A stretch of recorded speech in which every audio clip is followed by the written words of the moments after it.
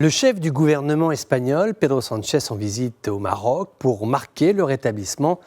des relations bilatérales entre les deux pays. Visite marquée par une rencontre du roi Mohamed VI pour un entretien officiel suivi d'un iftage après la rupture du jeûne du Ramadan. L'objectif de ce déplacement officiel est de faire vivre la feuille de route maroco-hispanique, un partenariat stratégique, certes portant sur les grandes questions de la politique régionale, mais également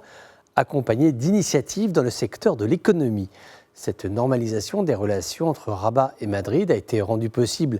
par la décision espagnole de renoncer à sa position traditionnelle de neutralité sur le Sahara et d'exprimer son soutien au plan marocain d'autonomie. Madrid considère désormais que l'initiative marocaine pour le Sahara est la base la plus sérieuse, réaliste et crédible pour résoudre ce conflit qui n'a que trop duré. Cette orientation a été saluée au Maroc comme une victoire historique. Notons que plusieurs dirigeants espagnols, notamment d'anciens chefs du gouvernement tels que Felipe González ou encore José Luis Zapatero, ont exprimé publiquement leur soutien à la souveraineté du Maroc sur le Sahara et leur appui à la décision du gouvernement espagnol dirigé donc par Pedro Sánchez, qui a déclaré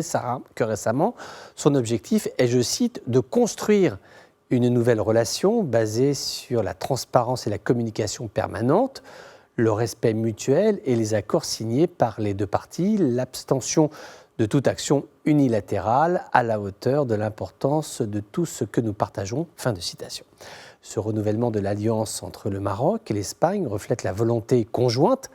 de concevoir la façade ouest de l'espace euro-méditerranéen comme étant un lieu de jonction entre le flanc sud de l'Europe et puis la côte nord du continent africain. Parmi les multiples sujets évoqués durant cette visite, il y a la question de la route des énergies, le gaz notamment, Ceuta et Melilla, la coopération dans le secteur stratégique, par exemple de la sécurité, de la défense ou encore de l'immigration, bref, tout ce qui nourrit les relations bilatérales entre ces deux nations qui ont des relations anciennes et durables.